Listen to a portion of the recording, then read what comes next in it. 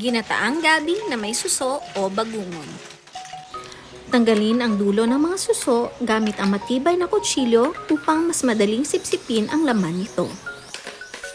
Lagyan ng isang basong tubig ang kinudkod na buko para sa unang piga ng gata. Salaing mabuti at lagyan ulit ng tubig para sa ikalawang piga ng gata. Balatan ang ugat ng gabi at hiwain sa maliliit na piraso upang masiguradong maluluto ang lahat. Ilagay na ang gabi sa kaserola. Lagyan ng tanglad, bawang, luya, sibuyas, at ginamos o bagoong ng negros. Ibuhos ang ikalawang piga ng gata at pakuluan ng 45 minuto. Tingnan kung malambot na ang gabi at tikman ang lasa nito.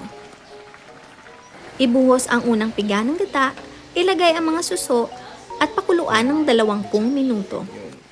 Pwede nang hanguin at kainin kasama ang mainit na kanin.